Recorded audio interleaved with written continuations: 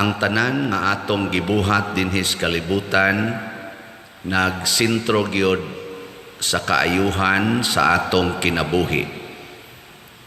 Sakto ba ko?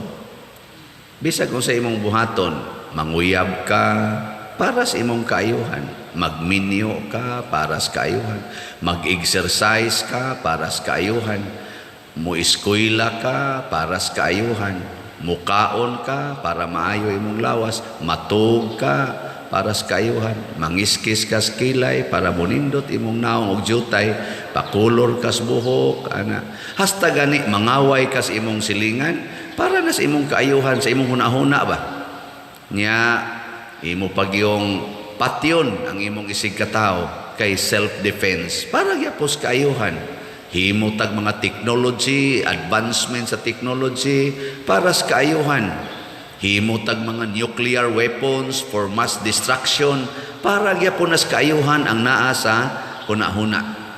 Pero kining atong mga plano para sa kaayuhan matud pas unang pagbasa, kung tawhanon nga kaalam ang atong basihan, sa may mahitabo, malibog ta, maglibog na ta sa atong kaugalingong kaalam. Ako galibog bitaw ko. Kahibaw man ang mga doctors nga kanang mga chemicals nga naa diha sa atong pagkaon og ilimnon, labi na ng mga processed foods, peligro sa atong lawas kay naa kununay kanser. Kuha mo? Pero nganong gasigi pa man na hangtod karon. Ilingi ay mong tupad. Inangano bitaw tuod, no?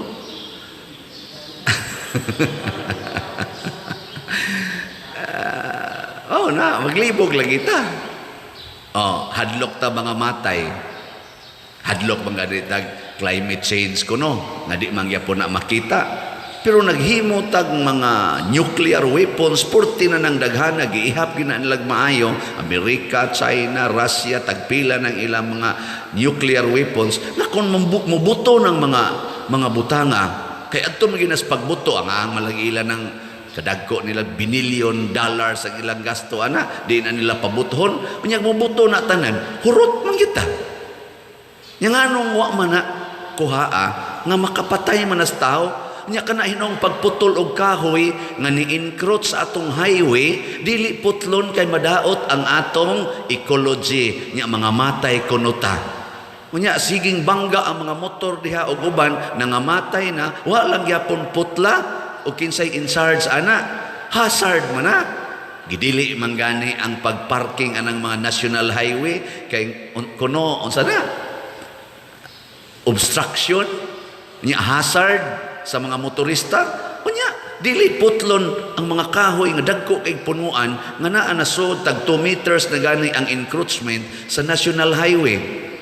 Galibog na ko ana. Nawa mo maglibog.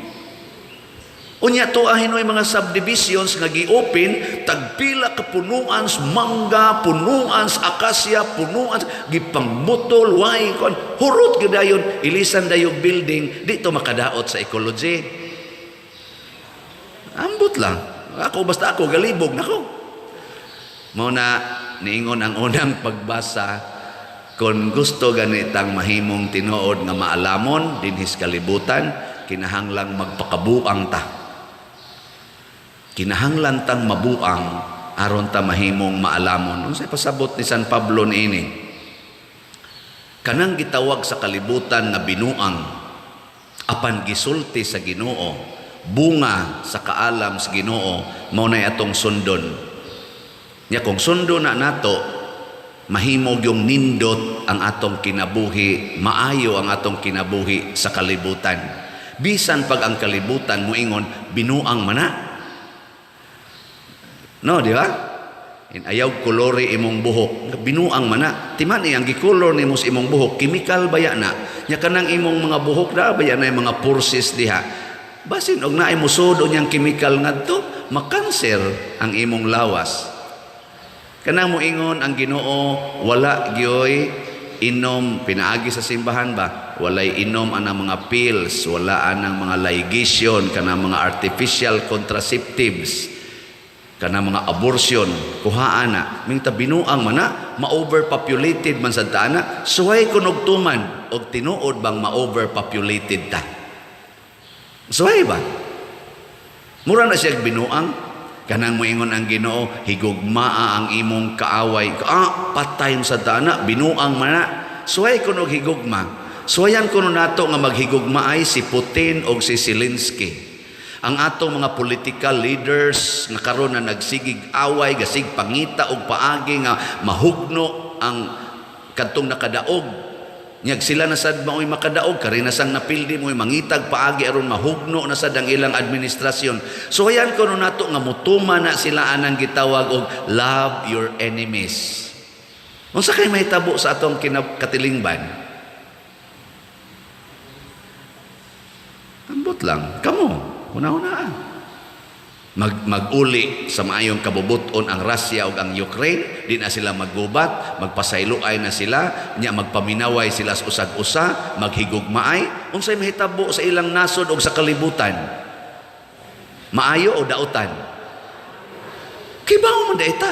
Pero nganong di man gid sila mag-uli, naglibog na ta, nga sila manunta mo'y nagtanaw sa welfare sa ilang nasod, sa ilang katawhan ug sa kalibutan. Kay mag-meeting man ng mga leaders para kunos kaayuhan sa kalibutan to combat aning global warming o climate change nga wa gani gid nay klaro. Tinuod ba na? Meeting man sila, nya kadihinong pinatyanay na ron nga dugay na kaayo, wa hinuon silang mag-uli. Tungod kay gisunod nato ang tawhanong kaalam. Kaning magsigi kog baligyag slat sa inyong paminaw, mamalit yun mong tanan, unsa man na, makaayo o makadaot? Kusog nga imong mutubag. Pero pangutan-on ta mo, namalit na mo. Sunod na lang pa dir. Kay amo pa maning ipalit og kaning koan, coke, soft drinks, ipalit pa manina. Patay yung mo diya. Ay, tayo di, mo pugso na eh. Pero makaayo ba yagin eh? Kamong nipalit din punon sa mos Ginoo sa mga grasya kay iya manitanan.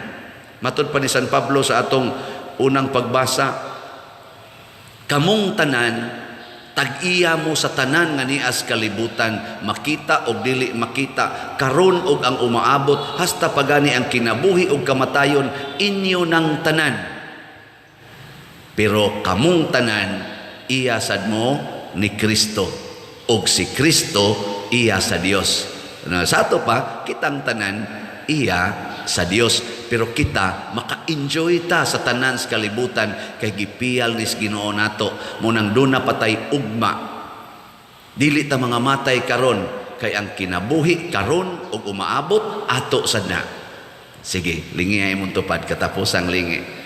Ingna, tanaw nako nimo, maugmaan pagyud ka. Sige, ingna. Kay basig maghuna-huna siya, karon ra siya kutob, ingna ugma, murag maugmaan pag yun na. Nya ingna sa tubagon sa gas imong tupad ba, ikaw no murag wa nay siguro, murag tiwasono na ka. Pero di gyapon ta ka siguro kay ngano man kita masad gyapon tag-iya sa umaabot. Hatag nas Ginoo, mo nang mingon din ta, thanks be to God. Mo na inidayon natong katog, mangadji ta, magampo ta, salamat Ginoo nga nahuman ang adlaw, natapos nako ang ako mga gibuhat karong adlaw, tuog dayon ka. Inigmata nimo ikabutag, uy Lord, bag-ong adlaw, salamat na sad kay lagi ang karon ug ang umaabot, ang makita ug dili makita gihatag nas Ginoo nato. Pero di ta malimot nga kinahanglang ikuyog nato ang Ginoo sa tanan natong gibuhat. Sama nila ni San Pedro ug mga kauban sa dihang gikuyog nila si Hesus ngadto sa ilang sakayan. Pag ingon ni Hesus, itaktak ang pukot bisag murag binuang kay wa magisla kakuha tibok gabi pagtaktak nila kuyog ni Hesus ug sinunod ang isugo ni Hesus, galisod na sila bira sa ilang mga isda nga nakuha. Murag binuang para sa mga mananagat nga anhin ako itaktak ang pukot ni ining orasa. Pero kay si Kristo may gasunod, matud pa ni San Pedro, wa gyud mi kuha Lord, pero nagsulti man ka, itaktak nako ang pukot. Sigihan kag kulatas imong bana, purti na gyud nimong pakiluoy, muluhod pa ka wa gyud mausab, nya gusto na nimong buwagan, nya niingon ang Ginoo ni pinaagi sa simbahan, for better or for worse, until death do us part. Ingka di lang gid nako buwagan, Lord.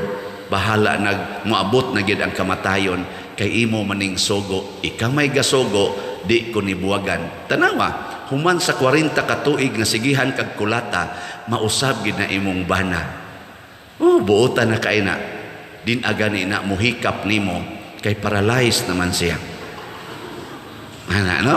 Nya ika nay magsigig limpyo niya, magsigi na nag-ago, magsigi na nagpasalamat nimo, muagas pagid ang luha, magsigi na nagpangayog pasaylo nimo. Oh. Testing eh. Sige, manindog na ta.